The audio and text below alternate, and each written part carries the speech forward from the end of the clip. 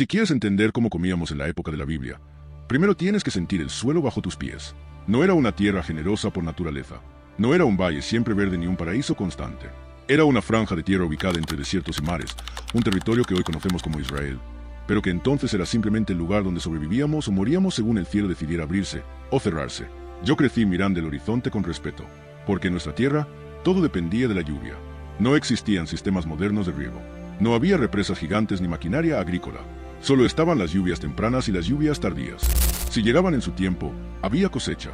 Si no llegaban, había hambre. Y el hambre no era una metáfora. Era real. La tierra se endurecía. El trigo no germinaba. Las higueras se marchitaban. Los animales comenzaban a debilitarse. Y cuando eso ocurría, la mesa se vaciaba rápidamente. Nosotros nos separábamos el clima de la fe. Cuando llovía, decíamos que era bendición. Cuando no llovía, nos preguntábamos qué estaba ocurriendo espiritualmente. La comida no era solo alimento. Era evidencia de favor divino o de disciplina. Tal vez hoy alguien abre su refrigerador sin pensar demasiado. Pero en mi tiempo, cada cosecha era un acto de misericordia. Cada grano recogido del campo tenía historia. Cada aceituna exprimida había dependido de estaciones precisas. Vivíamos al ritmo de la tierra. Sembrábamos con esperanza. Esperábamos con incertidumbre. Cosechábamos con gratitud. Y si la lluvia fallaba, no había plan B. Por eso nuestra dieta no comenzaba en la cocina. Comenzaba en el cielo. Antes de hablar de pan, vino o carne, debes entender esto. No comíamos lo que queríamos. Comíamos lo que la tierra permitía producir ese año.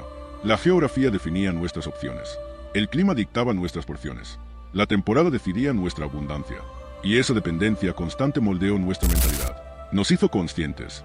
Nos hizo frágiles. Nos hizo agradecidos. Porque cuando todo depende de algo que no puedes controlar, aprendes a valorar cada bocado. Pero una vez que la lluvia caía y la tierra respondía, comenzaba el verdadero trabajo. Entonces el trigo brotaba. Las vides crecían. Los olivos maduraban. Y ahí, sobre esa tierra que tanto podía quitar como dar, se construía nuestra mesa diaria. Y si hay tres elementos que definían esa mesa por encima de todos los demás, eran estos: el pan, el vino y el aceite. Y es ahí donde comienza realmente nuestra historia sobre lo que comíamos cada día. Si la lluvia caía, el trigo crecía. Y si el trigo crecía, había esperanza. Porque en nuestra mesa, el pan no era un acompañante. Era el centro. Era la base. Era, literalmente, la vida. Yo no recuerdo un día sin pan, pero tampoco recuerdo que fuera fácil obtenerlo.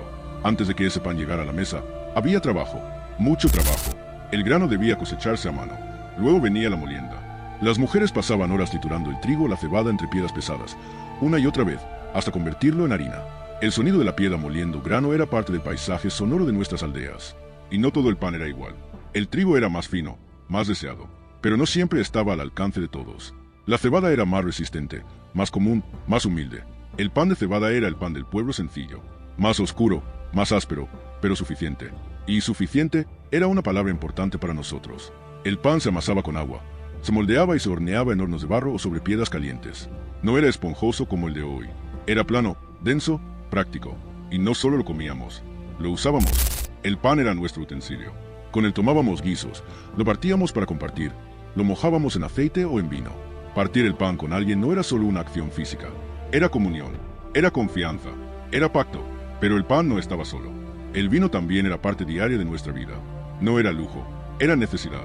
El agua muchas veces no era segura, pero el vino fermentado era más confiable.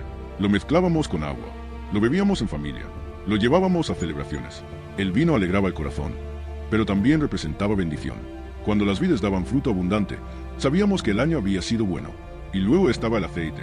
El aceite de oliva era indispensable. Cocinábamos con él, conservábamos alimentos con él, lo usábamos para sanar heridas, incluso para ungir. Nada se desperdiciaba del olivo. Pan, vino y aceite. Si esos tres estaban presentes, podíamos decir que había estabilidad. No abundancia extrema, pero sí sustento. Nuestra dieta era sencilla, repetitiva, incluso, pero profundamente conectada con la tierra y con nuestra fe. Cada comida era un recordatorio silencioso.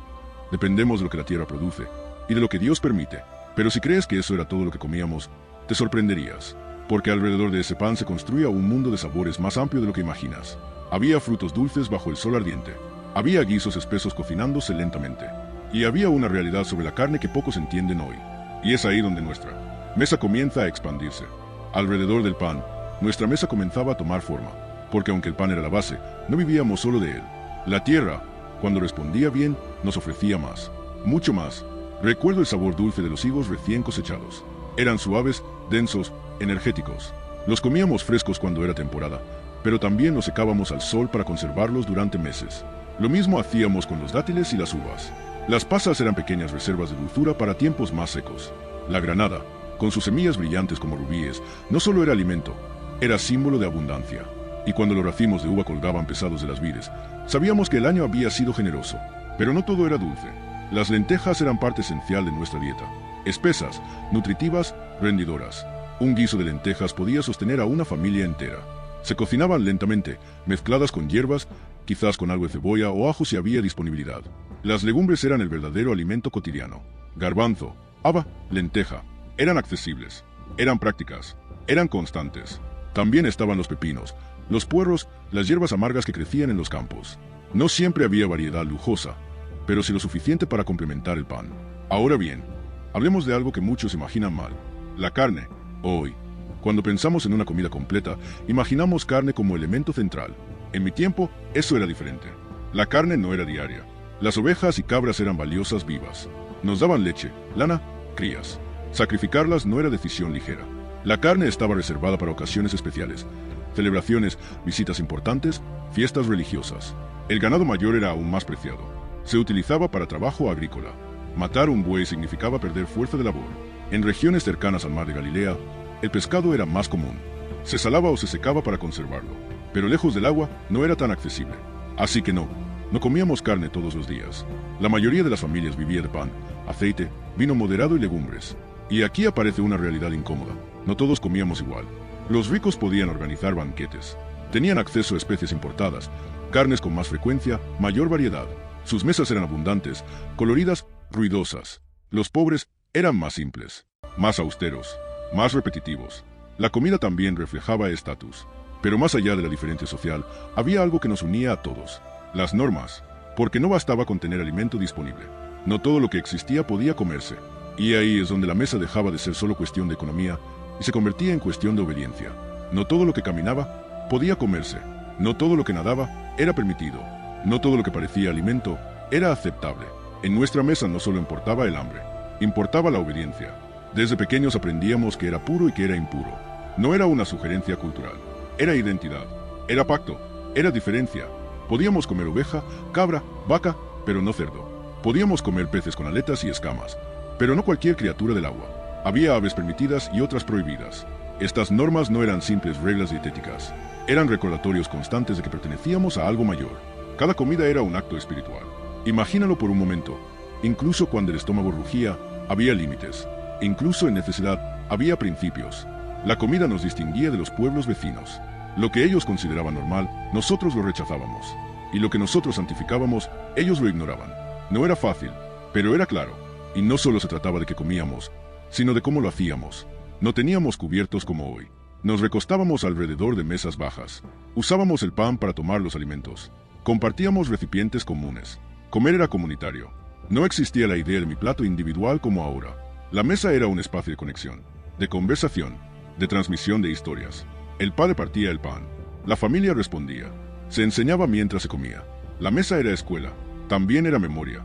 En celebraciones específicas, ciertos alimentos recordaban eventos pasados. Las hierbas amargas no eran solo sabor, eran recuerdo. El pan sin levadura no era casualidad, era símbolo. Cada detalle tenía significado. Hoy alguien puede comer distraído, mirando una pantalla. En mi tiempo, comer implicaba conciencia. Sabías de dónde venía cada ingrediente. Sabías cuánto había costado producirlo. Sabías lo que representaba espiritualmente. Nada era automático. Y cuando las normas se respetaban, la comida era celebración de identidad. Pero cuando el pueblo se alejaba, incluso la mesa se contaminaba, porque la fidelidad también se reflejaba en lo cotidiano. Y aquí es donde la historia alcanza su punto más profundo, porque hubo momentos en que la comida no fue suficiente, momentos en que la tierra no produjo, momentos en que el hambre enseñó más que la abundancia. Hubo fiestas que desbordaron alegría, y hubo hambrunas que pusieron a prueba la fe. Y es en esos extremos, abundancia y escasez, donde la comida dejó de ser solo sustento, y se convirtió en milagro. Hubo años en que la mesa estaba llena, y hubo años en que el silencio pesaba más que el pan, porque cuando la lluvia no llegaba, todo cambiaba. Los campos se agrietaban, las espigas no crecían, el aceite escaseaba, el vino se volvía mínimo, y el pan se hacía más pequeño cada día. El hambre no era inmediata, era progresiva. Primero se reducía la porción, luego se eliminaban ingredientes, después se sacrificaban animales que no querías perder, y finalmente, solo quedaba esperar. Esperar lluvia, esperar ayuda, esperar misericordia. En esos momentos comprendíamos algo profundo. La comida no era un derecho garantizado, era un regalo frágil. Pero también hubo momentos extraordinarios. Momentos donde lo poco se multiplicó, donde un puñado de harina parecía no agotarse, donde una comida sencilla alimentaba a muchos más de los que parecía posible. Y cuando eso sucedía, no lo atribuíamos a suerte.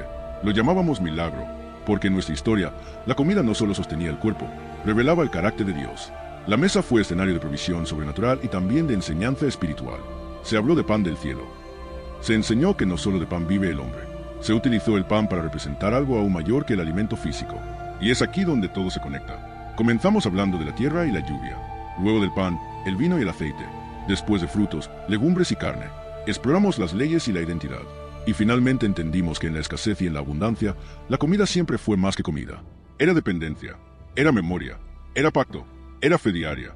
Cuando partíamos el pan, no solo calmábamos el hambre, recordábamos quiénes éramos. Recordábamos de dónde venía nuestra provisión. Nuestra dieta puede parecer simple comparada con la variedad moderna, pero había algo que hoy muchas veces falta: conciencia. Sabíamos lo que costaba cada cosecha, sabíamos el valor de cada animal, sabíamos el significado de cada celebración. La comida no era entretenimiento, era sustento, símbolo y conexión. Y quizá esa sea la lección más profunda, porque entender cómo comíamos hace 2000 años no es solo curiosidad histórica, es una ventana a una mentalidad distinta. Una vida donde el cielo y la tierra estaban directamente conectados con el plato frente a nosotros. Y cuando hoy alguien escucha hablar del pan en la Biblia, ahora sabe que no era una metáfora ligera, era vida, y esa vida comenzaba en la tierra, pero siempre apuntaba hacia algo más alto.